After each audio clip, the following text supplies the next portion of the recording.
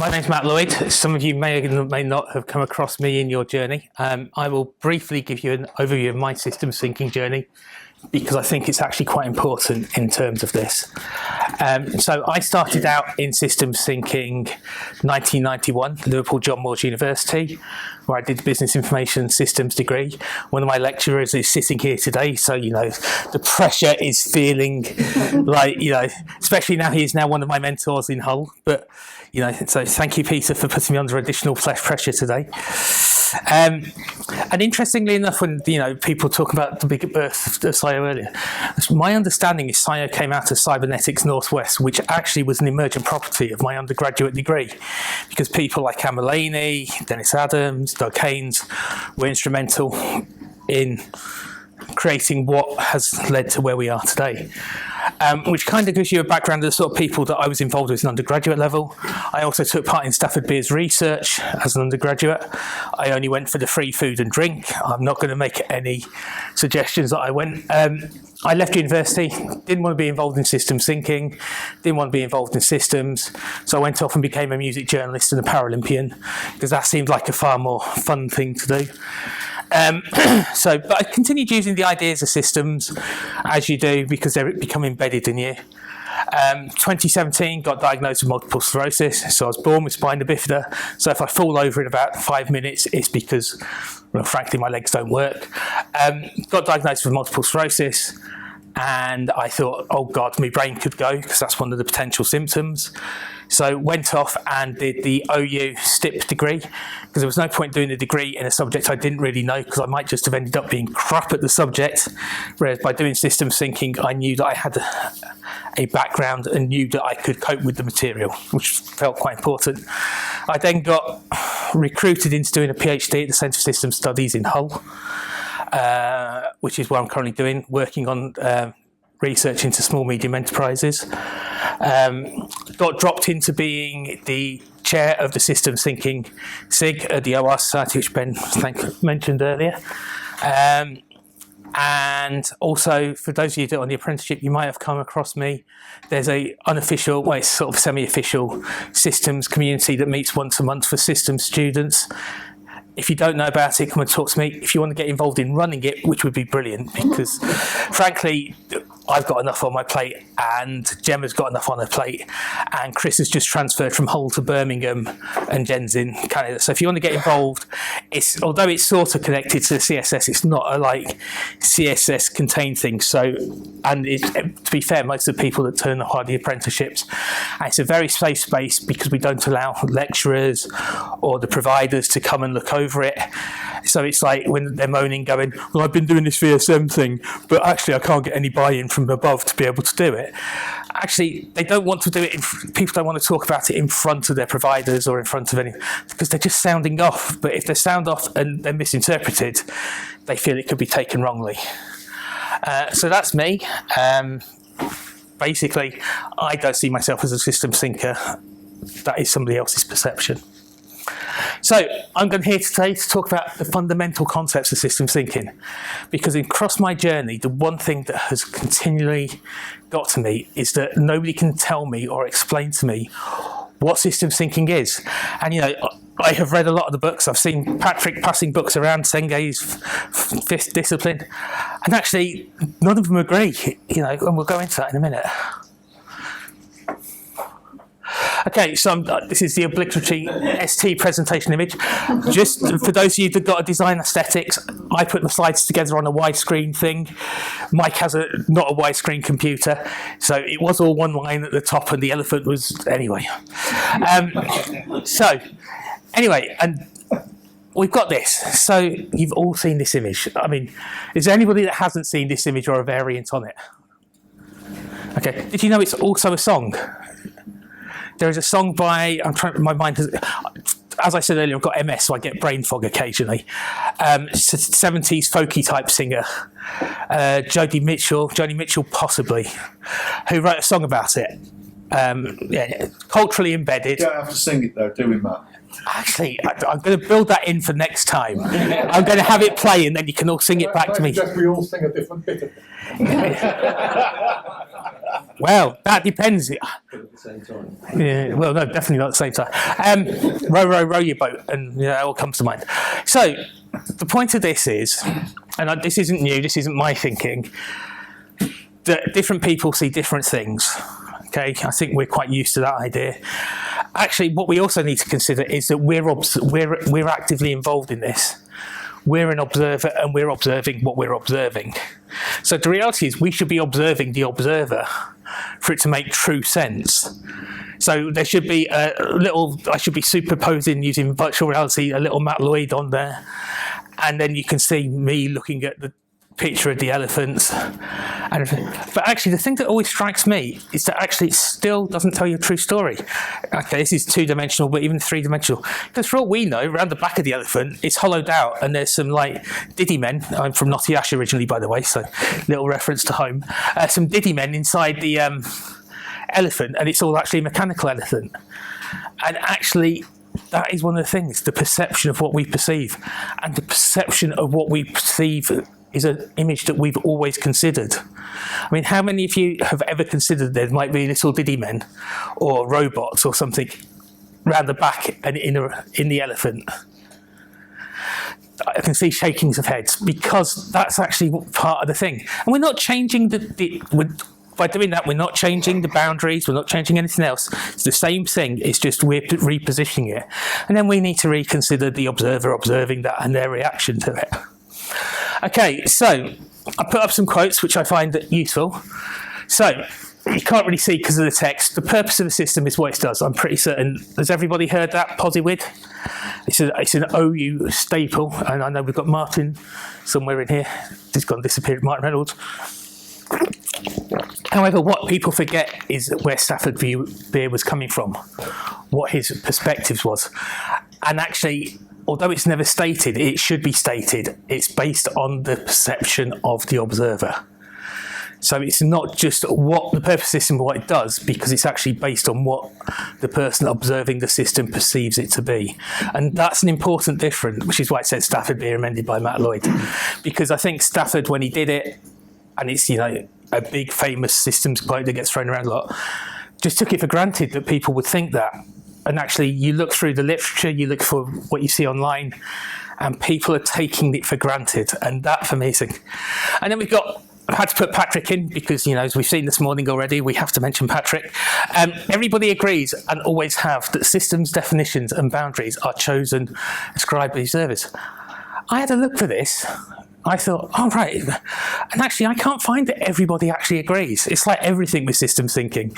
Everybody has a different perspective. I think it's taken as read to a degree, but actually, I'm not always sure that that's the case, especially if you start moving out of purist systems thinking into the realms of systems leadership or systems engineering. Systems engineering certainly would say it is the physical magnification, not what the observer does. So that's, again, an interesting thing for me.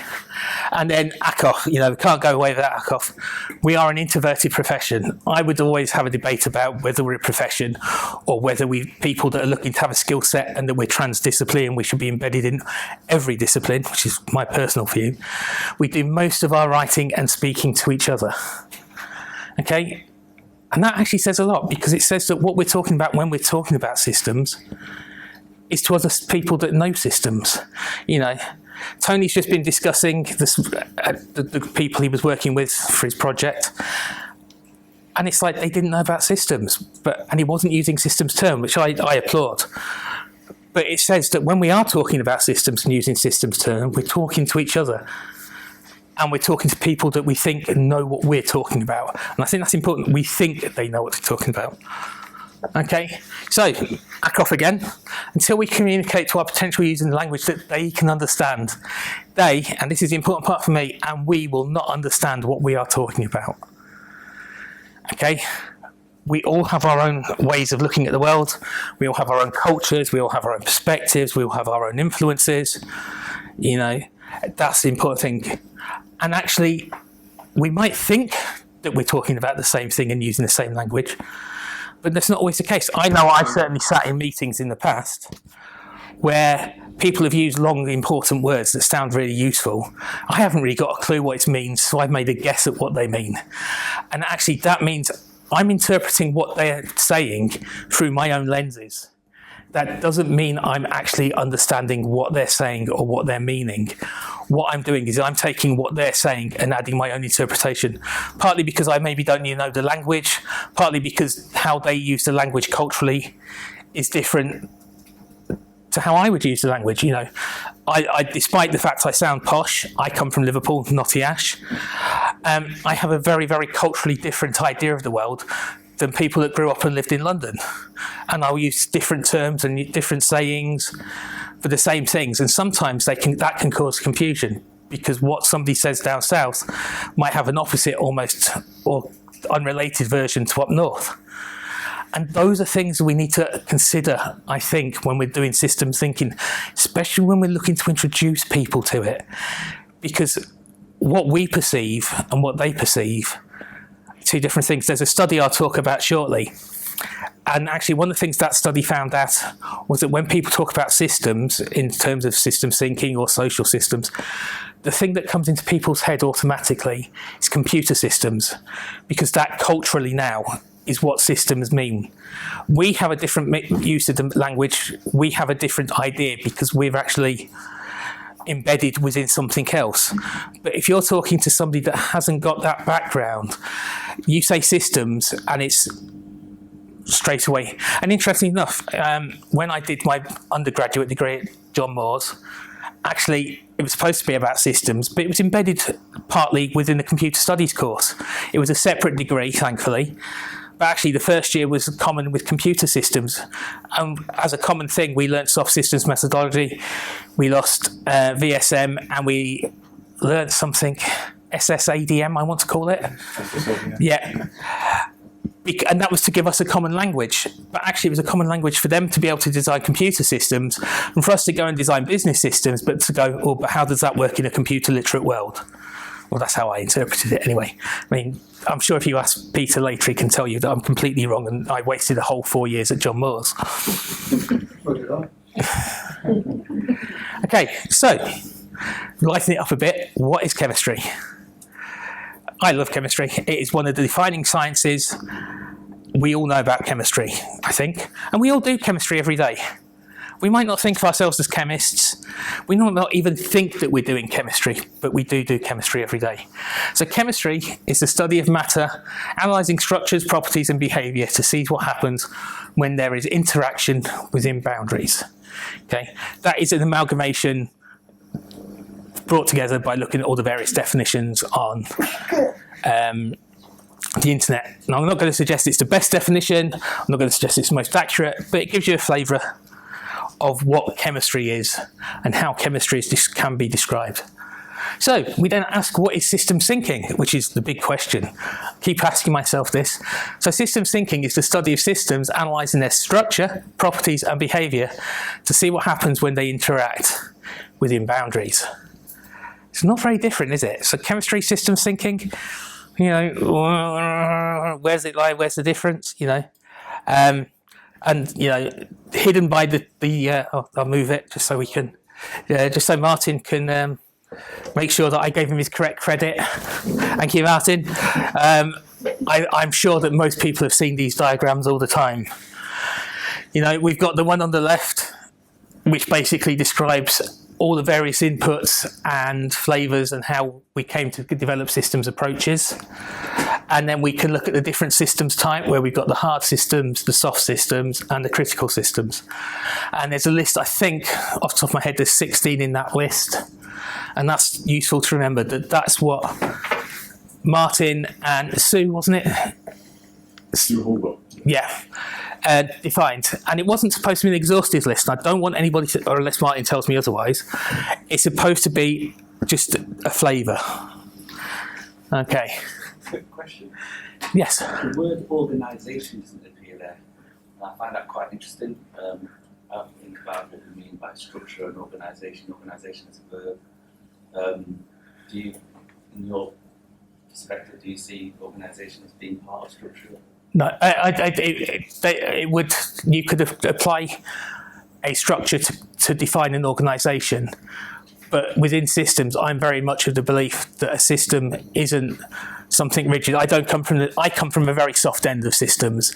Even though I took part in Beer's research, I ran away from VSM and all of that because it was just too complicated and hurt my head. I think you can have an organisation, you can have hierarchy, you can have an org chart. Actually, it doesn't tell you what the system really does. It tells you what people are employed to do and where their chain of command is. And that to me isn't a system. What to me is that is a socially constructed structure. Does that make sense? As a verb rather than as a noun. So the idea of organising around a purpose in a more biological sense. We can have a big debate about that because I would say there's 5 lenses in the orgasmic MS there. You know what I'm trying to say. That is only one of the 5 lenses. And I think that's something from my perspective that's quite important. I see exactly what you're saying, and I would completely acknowledge it if we were having a discussion. But I'd also be going, well, is that the case? And I think that's important. So, what do the experts say? And I'm in a room full of experts, so if you've got tomatoes to throw, now's the time. Okay, so the OU teaches 5 approaches, okay? One of which is soda, okay, which is an interesting one. Okay, so the OU, which up until, well, certainly in my experience, is generally held up as the great entry point to systems thinking, or it was until the apprenticeship came along. Now the apprenticeship's here, the apprenticeship's probably the better entry point. But certainly when I was looking to re-engage, the only real thing was the Open University has 5 approaches, one of which is soda. Professor Mike Jackson says there are 10 approaches. How many of you have got Mike Jackson's big book that's about this thick? Okay. How many of you have actually read that book or just flick through it to get bits out? Slightly different response there. So Mike says there are 10 approaches. He does say that they're the 10 that he selected, that that's not an exhaustive list. SCiO have 13 approaches in their competency framework, although having seen the slide from Tony earlier, is that now up to 14 because you're including soda? No. So because we treat it as an intervention approach. So that's a really interesting thing because the OU say it's a systems approach and SCiO say it's an intervention approach. Mike Jackson says if he was writing a book about management science, he'd include it, but not when he's writing about systems thinking. Very interesting, very different. Gerald Midgley has documented 97 different approaches to systems thinking. Frankly, I haven't read all of them. In fact, I probably haven't read like more than 6. I don't disagree that there's 97, but again, it will come down to as much Gerald's perception as anybody else's perception. And then Charles Francois compiled an encyclopedia with 3,800 entries of systems thinking concepts, theories, methods, and frameworks. I do not want to read that encyclopedia. It would probably hurt my head. But the point I'm trying to say is that the experts can't even agree. And if you go and read what those groups all say systems thinking is, they all have a different interpretation, a different vision, and they can't agree. You know, and that is one of the strange things. If you say to someone, if I went round this room now and said, "What is your definition of systems thinking?" What would it be? So, for those of you that saw LinkedIn, I said we were going to talk about cups of tea and making the perfect cup of tea, right?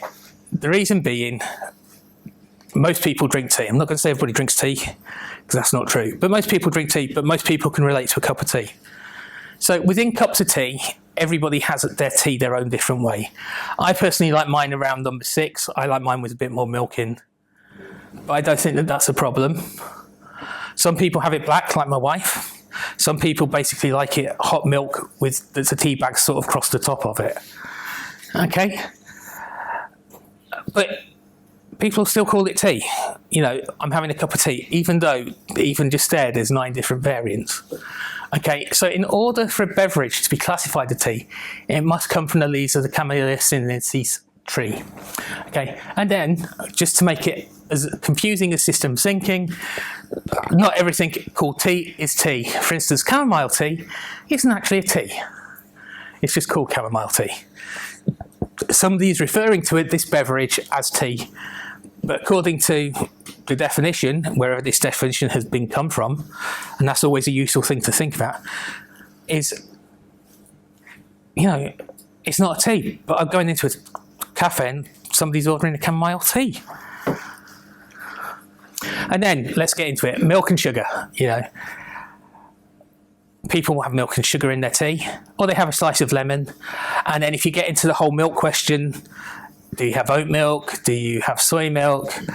And do you have sugar? Do you have honey? And at what point does it stop being a cup of tea and become something else? Where are the boundaries that lie that make a cup of tea a cup of tea? And actually, who gets to say what a cup of tea is?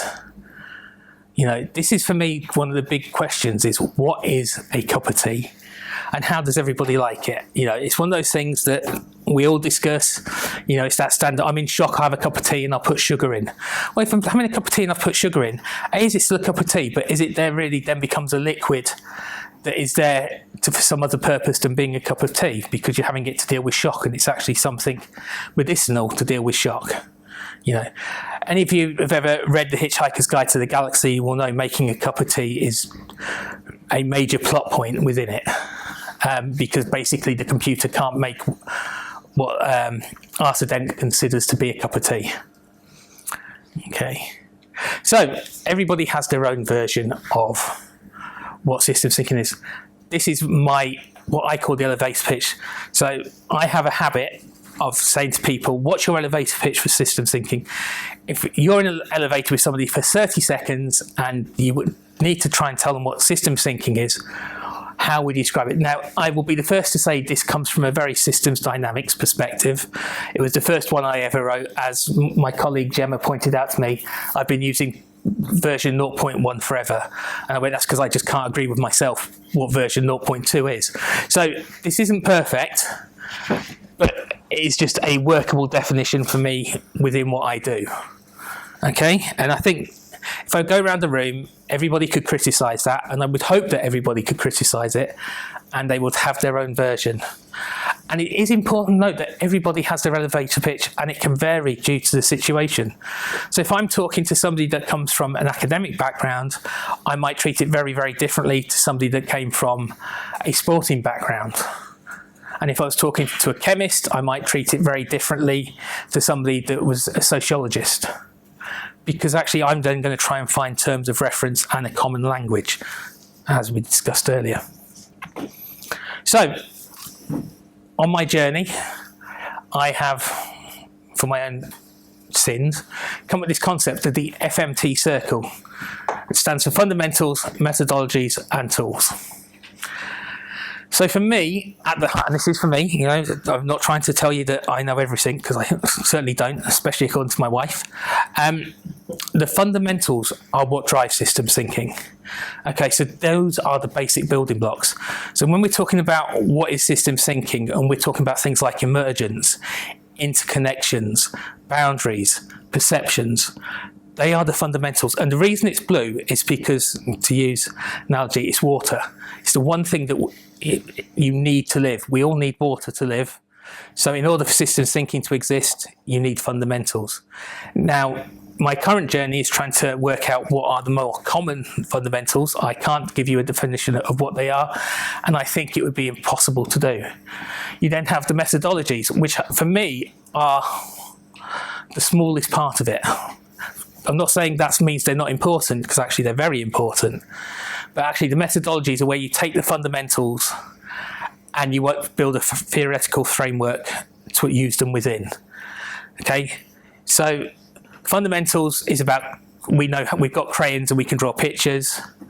Methodologies is, actually we know now we can colour in within the lines, and there might be numbers to tell us where to colour in. And then the tools are, actually sometimes we don't want to use pencils, we want to use crayons or other things. So the tools are the methods for documenting and communicating output from an investigation. Now the thing is, there aren't hard lines. You'll notice there's not a black line. They sort of fade into each other. That's because it's not always clear what they are, and equally how people are using them can vary. So interestingly, a couple of weeks ago, I came along a comment on LinkedIn that basically said VSM is like the greatest methodology ever. And I had to go and say, actually, VSM is not a methodology at all. According to Stafford Beer, it's a tool. And that causes some of the confusion with people. Because actually, if you do read Stafford Beer, he is very clear it is a tool and that the methodology is cybernetics. But, and you know, I know we've got a cohort of apprentices in the back. You're taught VSM in the same way as that you're taught soft systems methodology. And actually, they are two different things, sort of. Depends how you want to interpret it. It comes down to perception.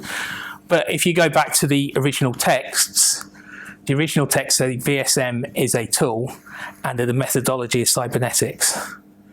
Okay, so just out of interest, for those of the apprenticeships, how many of you studied cybernetics compared to studying VSM? And yet VSM is based on cybernetics. So, but does it matter is the question, because if we're going to talk about being practitioners or using it in a practical sense, it's about if you've got a tool that works for you, do you even need to know the methodology? That's always been one of my big things. You know, I can see Ben grinning. There's a guy at DEFRA called Gary Priest who talks to everybody about VSM.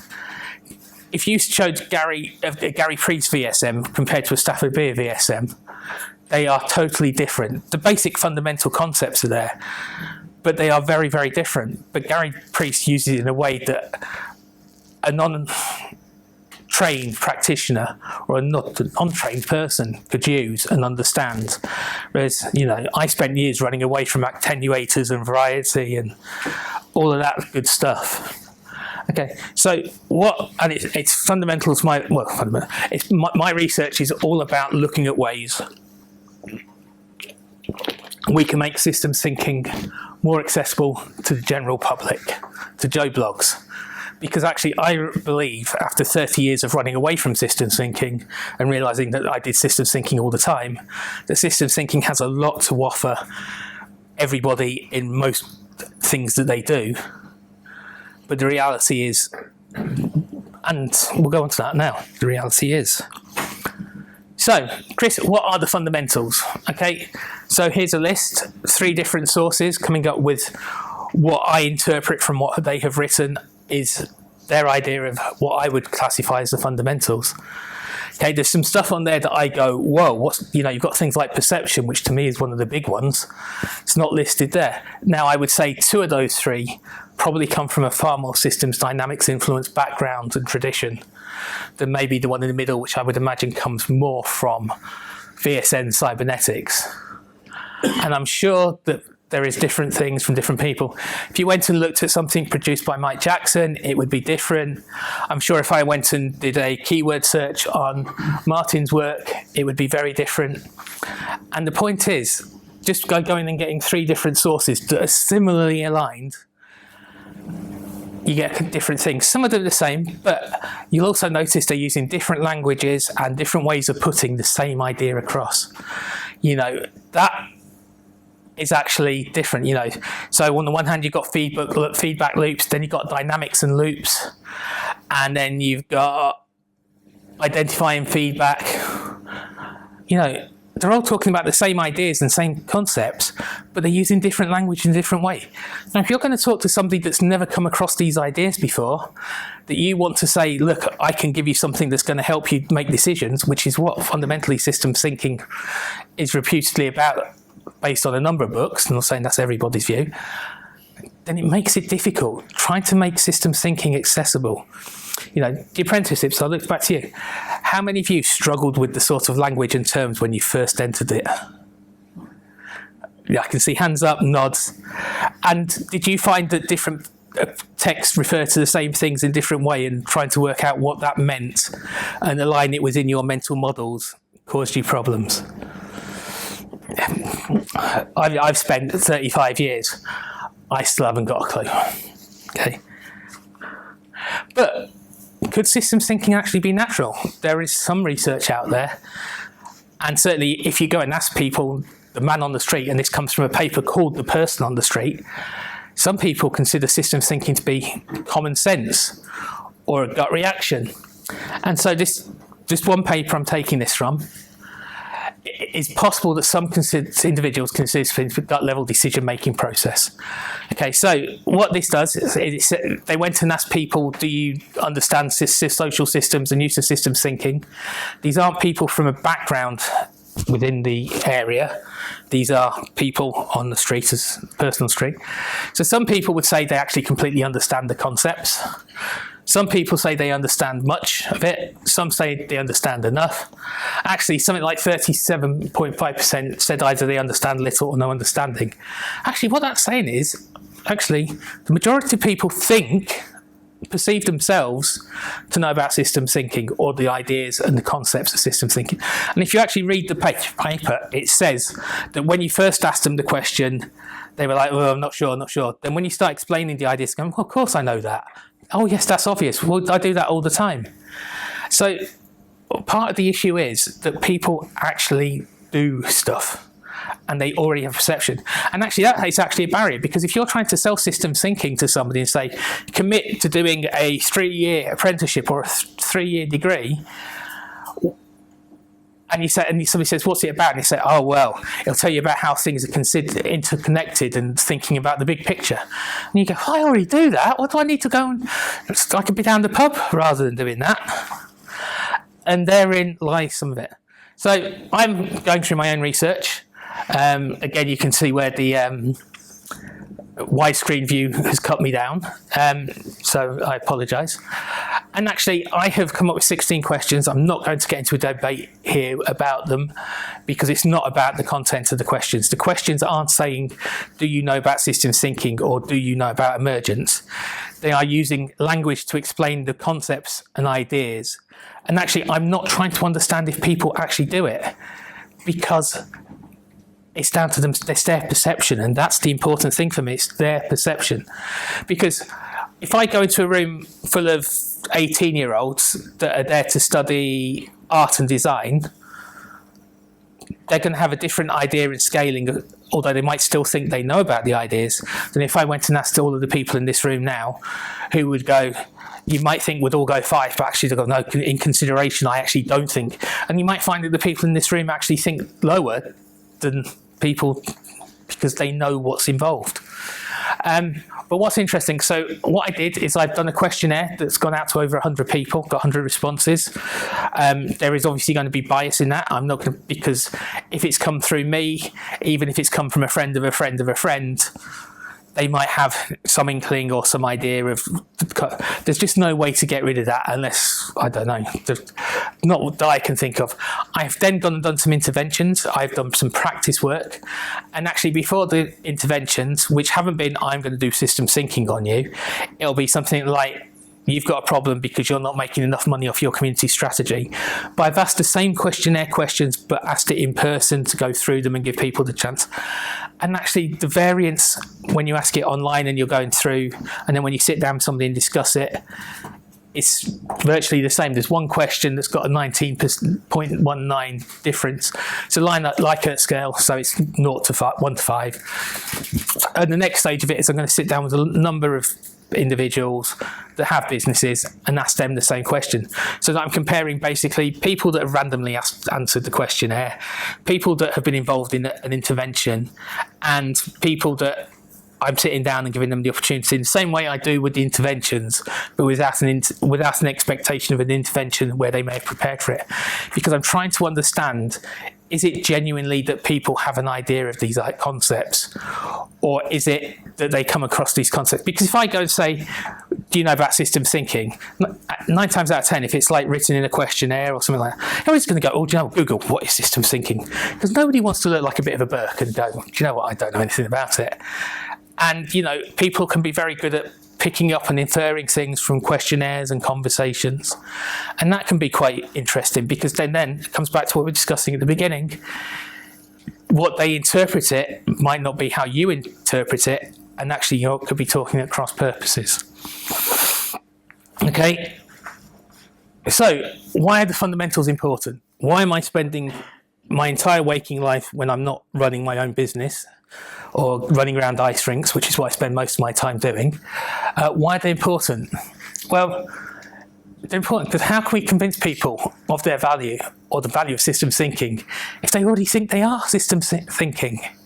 You know, and there is a difference between, I think, systems thinking and being a systems thinker.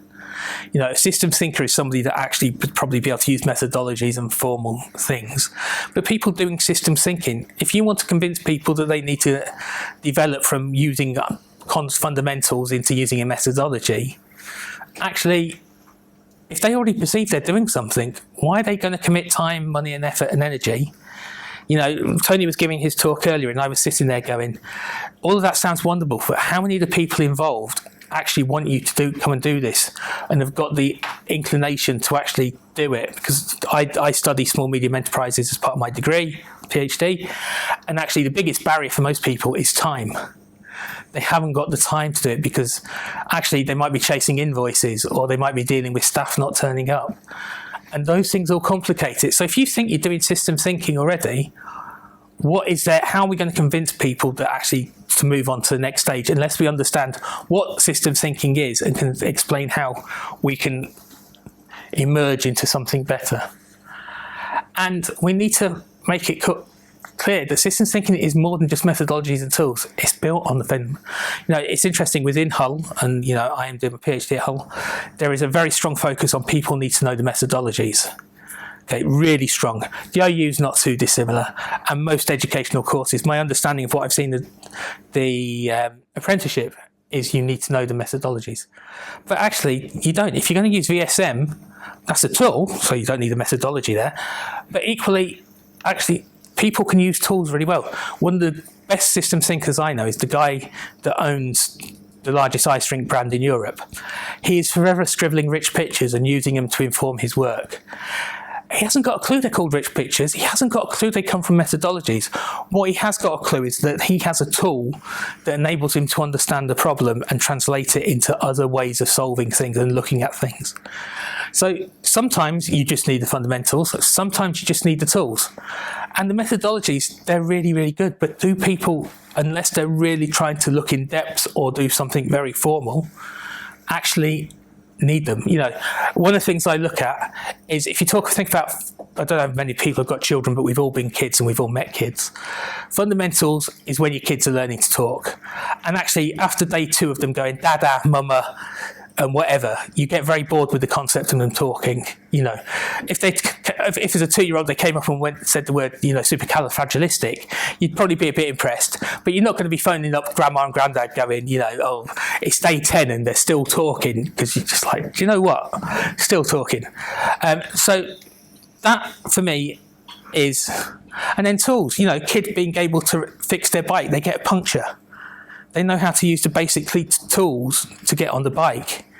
That's a really important stage. That's really useful. And they can do that, and they can do it because they know the fundamentals of how to use a hammer or a screwdriver or how a pump works. And then you've got the methodology, which if you want your bike to go really, really fast, that's where it comes in, because you can make a way to get your bike to go really fast. I mean, as somebody that's involved in Paralympic sport, I played ice hockey, so, you know, maybe not the best idea, but I know cyclists, and there was this whole myth years ago that people shave their legs and bodies because it enabled them to go faster. It was a complete myth, because the reason they really did it, or if you asked a cyclist why they did it, is so if they fell off on the road and they got grit, it made it easier to clean the cut and the graze. But people, once you understand the methodology of it all, you can work that sort of thing out. But actually, as I once said when somebody said, are you going to do cycling in the Paralympics, Matt? I went, yes, but actually shaving my legs isn't going to make a difference as opposed to losing 5 stone. You know, I appreciate that I moonlight as Jabba the Hutt's body double, okay? But that is, for me, where it gets into it, and those are the interesting areas for systems. And people don't need to use formal terms, methodologies or techniques. If you show somebody how to do the Gary Priest version of VSM, they might not know that it's a System 1, a System 2, System 4. But they know that actually it helps them clarify their thinking to understand the project. And that is where the value lies. And we need to remove the barriers to people using and engaging with systems thinking and being able to provide a pathway to being able to be more effective in using systems thinking. It's about saying to people, yes, you are doing systems thinking or you've got the understanding of it, but actually we can move you on, we can make you better. You know, $6 million man, we have the power to improve them. Okay, and then to finish off with a Churchman quote, in fact, it's pretty much the last line of Churchman's 1968 book. There are no experts in the systems approach. And I firmly believe that. There are lots of people that know lots of things and add a lot of value, but nobody's an expert. They're an expert in their own perception, in their own world. Okay, so thank you very much. I hope I haven't been too boring. I suspect this is the point I'm supposed to go. Has anybody got any questions? Whereas I just want to run out the door. But has anybody got any questions? Yes. I've got a couple, if I may. One is your 3 circles, concentric rings. Yeah. I mean, it seems to me that a lot of the tools access the fundamentals without going through methodology. Yes, they do. It doesn't have to be a layer, does it? No, it's just the only way that I can, at the moment, communicate it. But yeah, the point, and that's why it's got as a gradual thing, because the idea is actually you can cut straight through, and it's not trying to rigidly constrain anything within a certain area. You know, in the same, like VSM is always a good example in this case, because where the line is for VSM, especially if you read a lot of the textbooks, it would almost sit directly on top of the fundamentals with a very, very almost non-existent line to the methodology. One other thing, if I may. Yes. If everybody fundamentally does systems thinking, I believe that's true, by the way. I think it's educated out of us, but that's a different matter. But if that is true, does it help us? Because if everybody's using systems thinking to create all the problems that we as systems thinkers want to go in and resolve, it seems like a bit of a circular argument to say we're the guys turning up to help because we can do this and you haven't done it. So this is where you get into like the cultural and ethical side of systems thinking. And I would love to sit down with you for like 4 hours and several beers, because it's that sort of conversation. Well, we've got 4 hours. Have we? To be fair, I can't stand up. I can't stand up for 4 hours is where I'm going from. You need the same variety in order to solve it. But the point is, you know, it's like, you know, Elon Musk at the moment is going around telling everybody how to solve all the world's problems, and actually he's making 1 million more. And it's all down to his perception about what is better. You know, there's an anecdote that I used to use years ago, which is still true. That if you met a hard-drinking, chain-smoking bloke that probably abuses women or suggested abused women, or somebody that went and was totally teetotal, disagreed with smoking, which one would you think was the nicer bloke? Actually, the first one's Winston Churchill, the second one's Adolf Hitler. You know, it all comes down to perception and viewpoint. And so we're talking about, if we're all doing it, why aren't we solving problems? Well, it's because what we perceive as problems are different. And that's where perception is, for me, one of the biggest things in systems thinking, and about learning to identify and understand different perceptions. Andrew, I think you had your head up. Yeah, thanks, Matt. Always entertaining to hear you see you strip down to the fundamentals. The pause was an attempt at humor. It's all right. It's almost the same question, actually, and I was just trying to think about putting it in a different way, but you didn't really talk, certainly didn't use the word mindset. And I think there's a great deal about systems thinking that is a difference in mindset, particularly when people get into group problem solving and group dynamics. And this is the big conundrum, isn't it? When we've got a community that systems thinks naturally, and yet all of our approaches to problem solving in organisations traditionally have been linear and mechanistic, completely the opposite. So how do you change that mindset? I mean, I think we're touching on it with a lot of the answers that we've already talked about. So, but you haven't mentioned mindset at the heart of systems thinking. Well, that's because I don't believe it is. And the reason I don't believe it is because you've just clearly said, you know, most of the problem solving is mechanicalistic. Actually, that isn't true. That is true if you take the Western tradition, and that is the difference. Is that actually when you're looking at systems thinking, what we're doing is we're looking at it for our own perception, our own lens. So if you take a mechanistic point of view, that actually I agree. But actually, if you go and read like Raj Chowdhury's work and people like that, they will present that in a completely different way. And if you look about how the indigenous, that's the right word, isn't it? Indigenous people go around problem solving, again, that is completely different again. So is it a mindset, or is it something that we have been trained to do culturally? And I think the trouble is the Western tradition is held up as the right one. And I think actually what's interesting, within the Western tradition, people are now going, we're not sure this is right. And actually people from the other traditions are going, actually, we're going to copy them because clearly they've made lots of money. And that the making money thing has become the motivation. And it is a really big, complex debate. And what's quite interesting is, and I asked everybody if they'd read the big Mike Jackson book. Has everybody read the little Mike Jackson book that followed? Okay, so what's really interesting is Mike is basically almost turning his own systems methodology on its head and saying, actually, there's these 5 lenses, apply, although he disagrees with the language, but he's Mike, the fundamentals to these lenses, and then go and look at which approaches to use. Because until you've started looking at things and what those lenses are doing are getting you to look at not just the mechanistic or the organ, or you know what I mean, I can't even say the word, interpersonal relationships, political. Until you've looked at it through these lenses, how can you select which is the right approach to use? Whereas traditionally it would be like, oh, I'm going to throw this approach or this approach. And it's about taking that view. I mean, what's interesting is the FMT circle appeared like years ago, and then you read that book and you're going, well, actually that quite aligns and gives me some verification that maybe I'm kind of on the right track. But yeah, does that answer the question? It's a difficult question, isn't it? That's a matter of perception. I'll set the wrapping up there. Yeah. Can I reply to 2 comments? Yes. I think that I think in the West we are educated out of thinking systemically, and in fact we have to break out programming.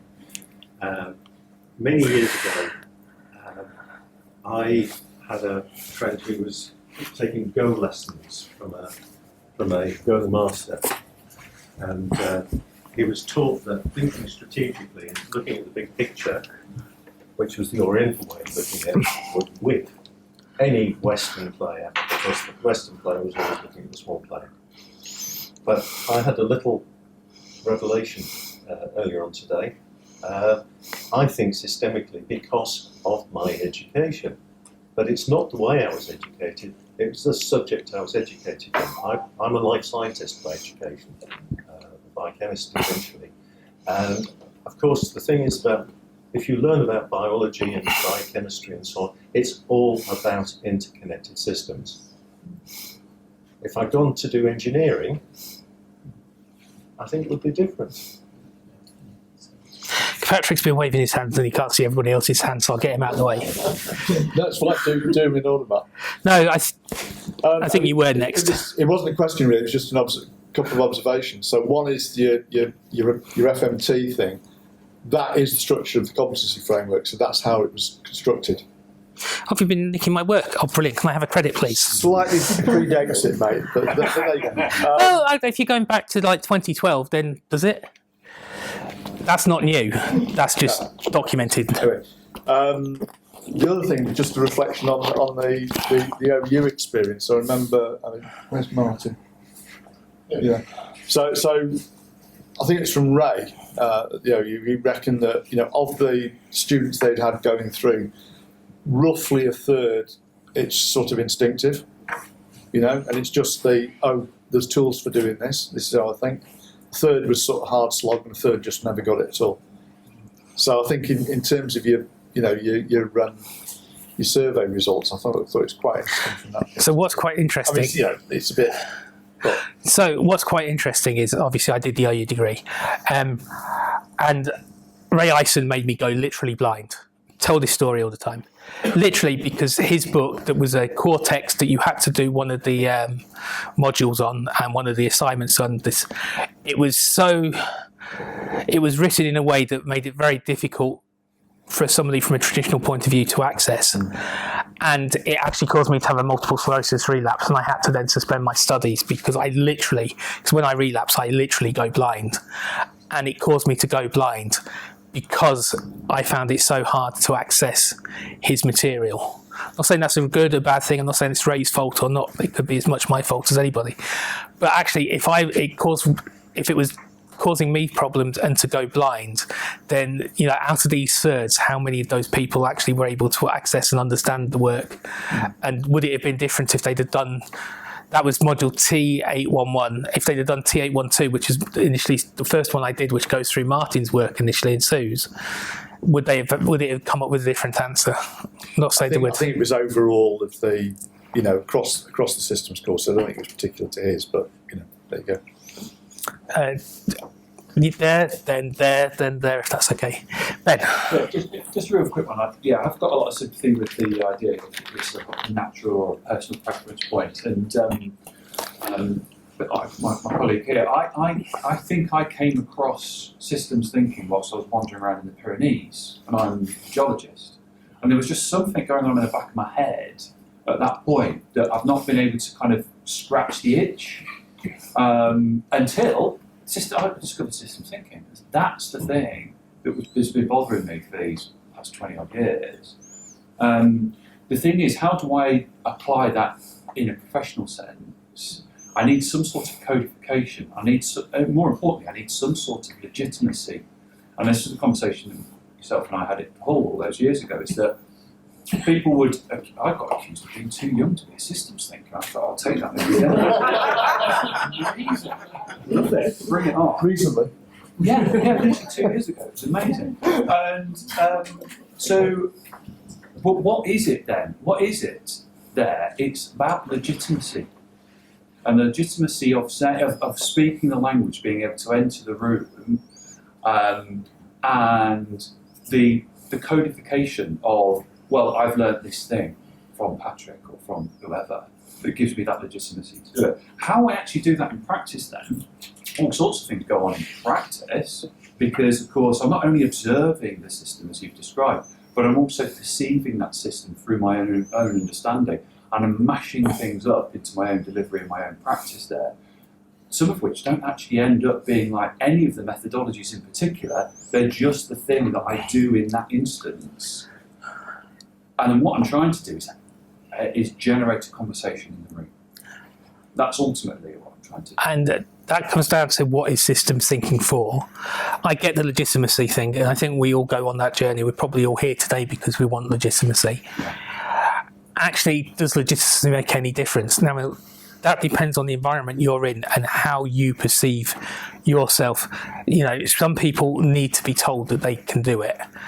Other people can go away and do it, and they're quite comfortable just doing it. And they might, and you know, the research that Davidoff did, it was basically there are people that are wandering around and will just go and pick stuff up and use it because that suits them. They don't need to be told, I can do this. Whereas for some people, you know, they need to be able to go through Catwoe and do it exactly, and then they will lose sleep. And then if they read something by Gerald that says it shouldn't be customer, it should be victim, they'll go and have a bit of a, which is it? And it's like, does it matter as long as it serves your purpose? Yeah. I don't think we should be beating ourselves up as a body of practitioners over our difficulties in describing what we do and how we do it, because we're not the only industry with that problem. As a safety practitioner, if I had a room full of 40 safety practitioners and asked them what is safety, we'd have 40 different viewpoints. So it's a very sort of similar problem we have in that respect. And I get that. I think this comes down to perception. So for me, I would never say systems thinking is a profession. I would say systems thinking is something that is transdisciplinary, and you should apply across everything, and it should be embedded in everything. Now, I appreciate that if you're a systems consultant or then there's some legitimacy and you want some legitimacy. I personally would never really consider even that I'm a systems thinker. For me, it is all about just giving people the tools to make better decisions, and that's what it fundamentally is. I think, have we got time for one more question? Yeah. Yeah, it's more of an observation that I've made like 18 months into the apprenticeship. that having that prior knowledge of and having a strength in something is very similar to map reading and navigation, in that I'm a qualified mountain leader, but my sense of direction is actually not very good. So my natural abilities, where my son is great, but he might not know how to read a map, and it's that having that innate ability to think in different ways, which is your sense of direction, and then a bit about the theory, like magnetic north and contours and how that kind of thing works, and then actually being able to use a map and compass and so I train people how to use map and compass. So those are the tools, and it really helped me to understand that actually maybe I don't get some of the aspects. I'm quite good at seeing things from different levels, but I'm honing those natural capabilities so that through using the methodologies and the tools, it really helped me to understand that, because I can really see how my son's good at his sense of direction, and it's really helped me to see that maybe I don't get everything that Patrick's telling me straight away, but actually by learning the methodologies and the tools, it's helped me to have a better sense of direction. Do you get that? It really helped me. That's what they're there for. You've got you understand the basics. You understand different basics to different extents, and then actually you can refine either the basics you know quite well and really improve on them because you've got a strong personal background to it, or you can go and learn new stuff. Yeah, but I'm still not good at my sense of direction, but I can navigate well because I've got all the tools and methodology. So you don't have to have all three in order to be good. Yeah. But it does help. Yes. Okay, thank you very much. I hope I haven't bored you too much. If anybody wants to grab me later, that's fine. Thank you very much.